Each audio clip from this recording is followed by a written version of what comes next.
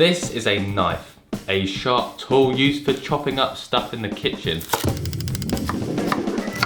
But how are they actually made? Well, luckily I happen to know a local knife maker, and he said he could show me how knives are made and also guide me and teach me how to make my own knife. So I recently paid a visit to see him in his workshop. Andrew works in a couple of small buildings where he runs his business from, and it was a really cozy space, and there were tools, knives and stuff everywhere. It was interesting to hear how he got inspired to create knives in the first place. When I finished uni, I went to Japan for a year to teach English, which is where I bought my first Japanese knives. So I've had this for 35 or more years. Since then I've just somehow thought, oh, I don't know how they make those, but I'd like to be involved in that, without really having any clue whatsoever. And I did a course with a guy in Welling called Owen Bush in making laminated steels, and everyone else made like Danish or I don't know, Scandinavian swords. And I thought I want to make a thing that I can use because I don't have anyone to use a sword on. So I made a kitchen knife, and then that was it. And I just enjoyed it so much I thought I've got to do more of this. So I just started kind of pottering around, thought, oh, I'll maybe make a knife a month, and then I guess if a friend would like it or somebody wants to pay me 30 quid, then it would just be a nice kind of little supplement to my salary. But I just got completely addicted to it. So I've been doing it about 7 or 8 years now. I should mention, Andrew used to be my metalwork teacher at school, so that's how I actually know him. I think the last thing I created out of metal was this fire poker, and it was just not very good. It was stupidly long and also very wonky. So hopefully the knife I would make would be a little bit better than this. Andrew told me that the first main process is making a billet of 3 layers of steel and forge welding the layers so that they merge into one piece of steel. So I'm always working with a laminated steel. So I start with a high carbon, which this is, and then I put something on the outside to laminate it, a softer material. So this is a belt hammer from Japan. It's called a belt hammer because rather than having mechanical rigid links here, it has a belt from a conveyor belt that just kind of springs up and down as it moves. It's got a clutch which, as you put the foot pedal down, engages. So the harder you press the pedal, the tighter the clutch goes, and then the faster it moves. This is a 25 kilo Sakamoto, which is a really beautiful Japanese one. I imported 2 from Japan. There's another one over there. And this was made in 1972. Where the metal's heating up, this is a gas forge. It's got 2 venturis, which allow you to change the amount of oxygen going in, air and mixing with the propane. It was a 19 kilogram gas bottle, which is about this size. So it looks something like it looks exactly like that. There's one in the other room, exactly the same size. I nervously stepped down into position and felt completely lost. I didn't have a clue what I was doing, and I thought if I can make a knife that actually works, then it's a miracle. I took my piece of steel to around 1000 degrees, and at this temperature it's soft, and the 3 layers can be forge welded and shaped with the belt hammer. It almost feels like plasticine when it's hammering. It just looks so soft.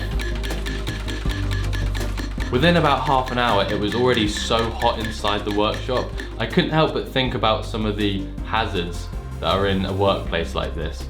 For example, there's a hammer, which if you get your finger stuck under, it's game over. And you're dealing with like 1000-degree glowing steel. If that gets on you, your burns are gonna be dreadful. But I think Andrew is quite careful and he doesn't tend to have many accidents. A couple of years ago, I was using a different forge and I didn't have a carbon monoxide monitor, and I started to feel a bit weird. So I did have an idea what it was.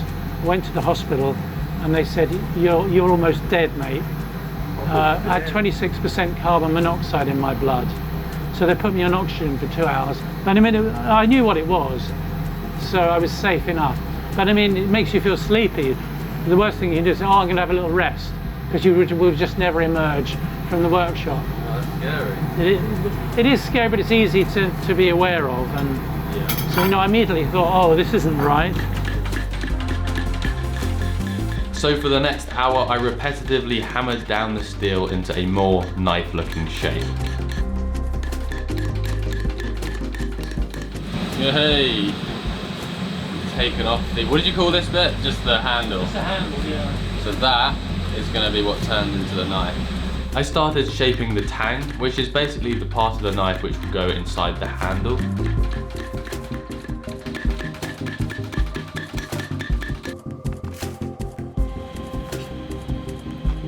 Andrew kindly forged out another knife as a backup, so I had two different knives to work from, in case I would mess one up at a later time. So by the end of the day we had two knives forged out. They were heated, then slowly cooled in vermiculite to soften the blades for the next step. I realised it's quite hard to get your head around some of the heating and cooling processes because it's not always necessarily visible to the human eye. Heating to certain temperatures and slowing or speeding up the time of cooling is to realign and change the way the materials behave.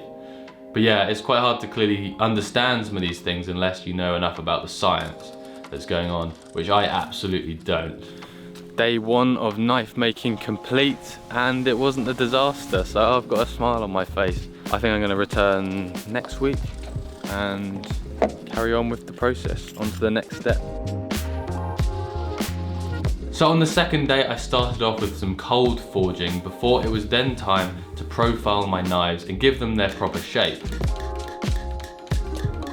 Cold forging is where you hammer the steel without heat to give a nice smooth finish to the blade. It also enables you to refine the shape of the knife as well.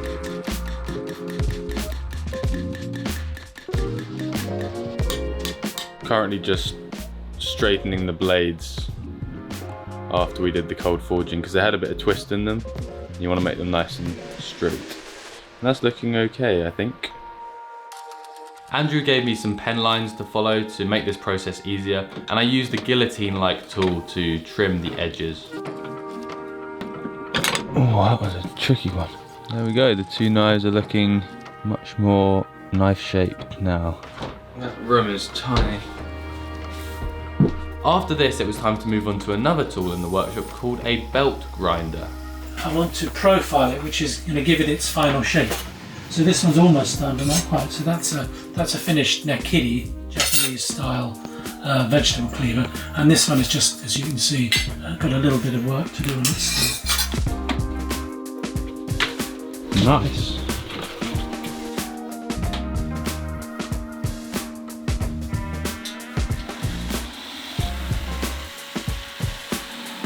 After Andrew gave me a quick lesson in using the belt grinder, it was now my turn. I could now give my knives a stamp. Every knife maker probably wants to put their maker's mark on it.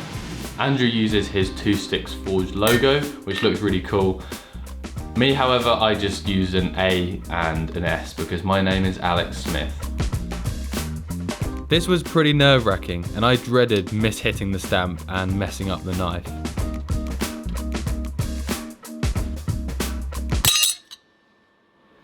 Oh no.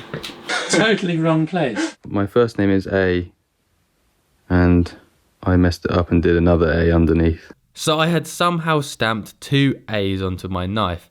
At this point I had a couple of options. I could change my name to something like Alex Adams or Alex Anderson or Alex Applegate, or I could do what Andrew suggested, and that was to use a hammer to remove the stamp and start again.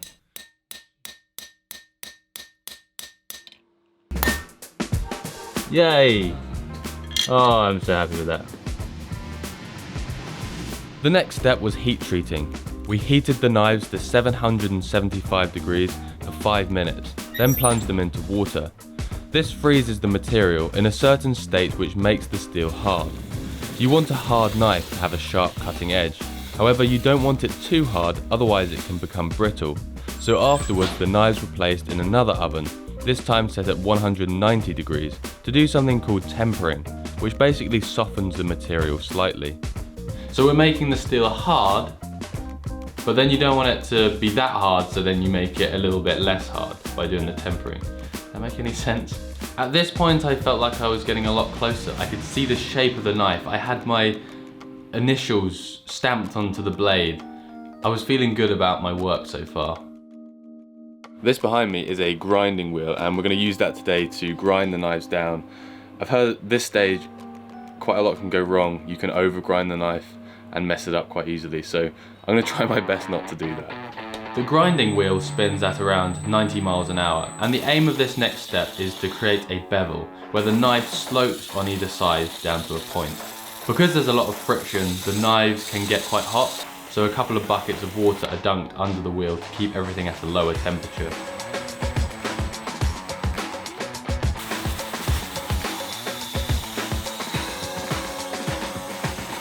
This part of knife making is pretty nerve-wracking. I don't want to mess it up now. This is knife number 2.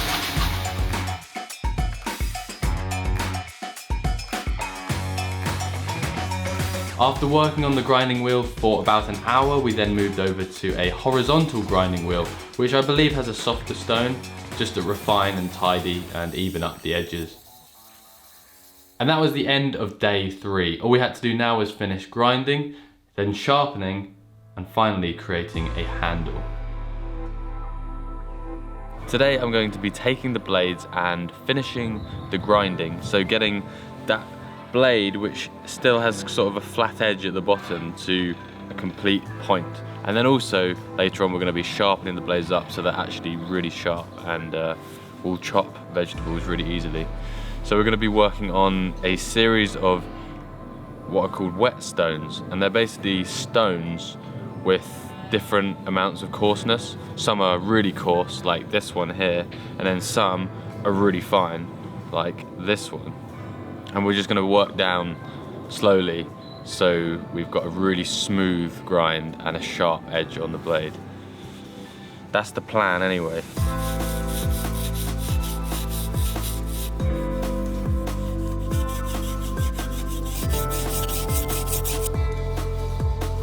It's quite hard to see on the camera, but it goes down to a complete point. Whilst doing some research, I learned that there are loads of different ways to grind and sharpen knives to create different shaped bevels for different cutting purposes. However, what I've done is grind down the blade on both sides to a point at about a 15-degree angle. Then I've created a micro bevel. This protects the edge and makes it extra sharp. So we've moved on to one of the finest stones, and on this one, it almost feels like it's not even taking off any material. It's so soft, but that'll be making it extra sharp. This one in particular, I'll just show you how sharp it is at the moment. There's my semi-hairy arm. I've got a bald spot. That was actually way sharper than I thought it was. That just shows how sharp this thing is currently. Back into the workshop to do some sanding. And this is to create like a really smooth finish on the outside of the blade, so there's no scratch marks.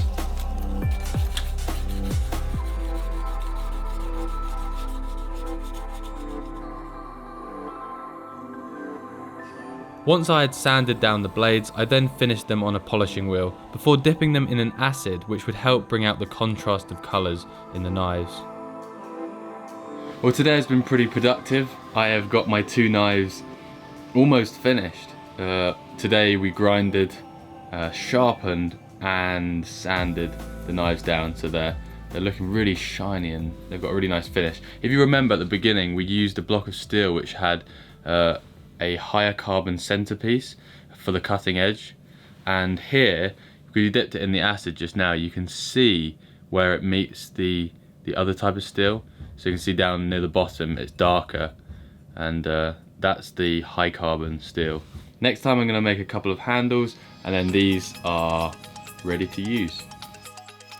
Today I'm going to be putting a handle on my knife, and Andrew makes handles using a variety of different pieces of wood, but he has these really nice, I think they're bog oak, 5,000-year-old oak, which has been preserved in like bogs, and they've been more recently dug up, and they can be used for things like knife handles, and they're this really nice dark colour.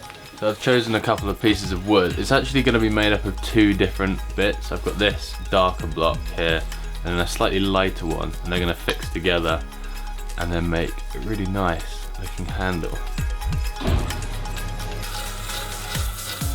That is the first time I've ever used a bandsaw, and I've just cut off one of my dowel pieces that goes inside the handle. So this goes into the handle, and then the tang of the knife goes into this slot, which is like, it's like a mouth. It can go in there and it holds it tight. Next, I used a milling drilling machine to cut a perfect shaped slot in the wood that the knife would slide into. And this goes in here. Mitre bonds miters in 10 seconds. Doesn't sound like it's possible. Wow, we joined the two bits of the handle together. I then sanded down the handles to give them a nice shape so that they'd sit in the hand comfortably.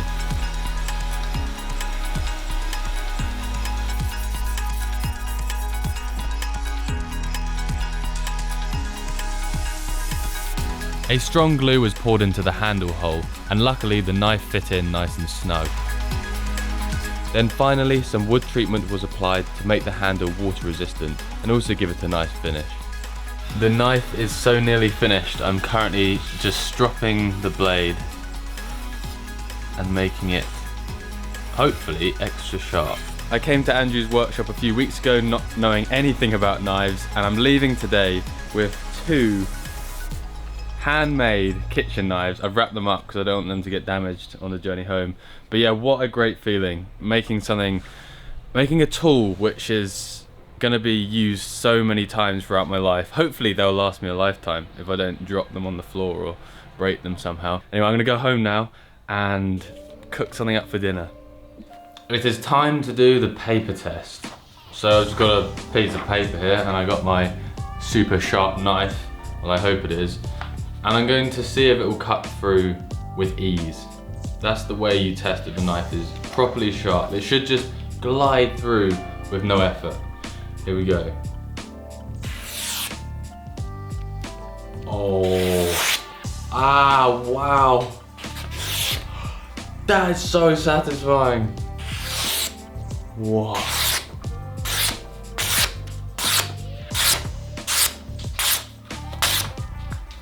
Now I just have loads of paper on my floor, but my knife is sharp.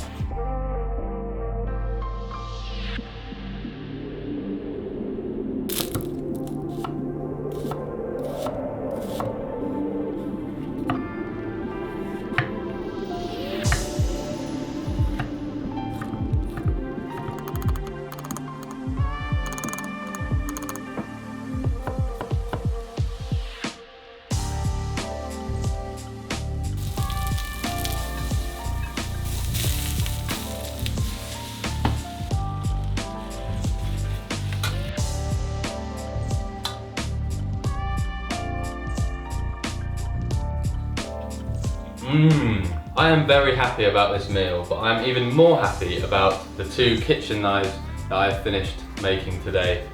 Once again, I've been reminded that everything is more complex than it first seems. A few weeks ago, a knife was just a knife, but now it seems like so much more than that. After I've seen all the different processes that go into it and all the time it takes, I appreciate the knife so much more now.